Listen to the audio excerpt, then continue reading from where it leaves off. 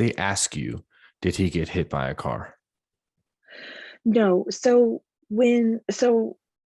he had hypothermia. They had Hmm. him in what they called, I think they called it a bear hugger. So it's this kind of like, uh, not an electric blanket, but like kind of like a medical insulated type thing. So I didn't really see everything all over his body. I did Mm. see the large bruises on his legs, but I wasn't seeing everything.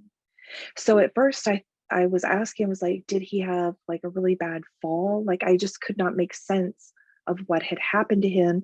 I hadn't seen the destruction in the apartment. All I see is, blood, the two very black eyes, and the bruising, some of the bruising on his legs. And of course, he had a gown on covering a lot of the bruising too. The mark on his face, it looked like a giant gash. Was that just dry blood or was that an actual gash? He actually had, so there was profuse bleeding from his nose.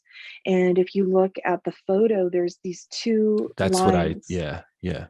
and it's blood. And if you think about it, blood doesn't flow in perfect lines. We think he was gagged. And we think that's why the lines are have such a Distinct. perfect edge. Yeah. Mhm. Wow. But at this time, this is things that you find out Yep. after and really looking at the photos and Hmm. trying to piece things together.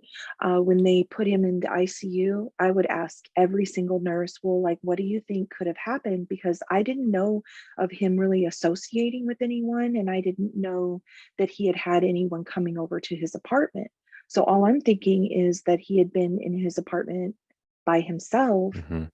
So what happened to him?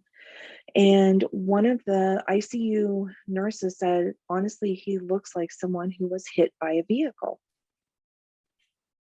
And so I did remember that happening, or her saying that.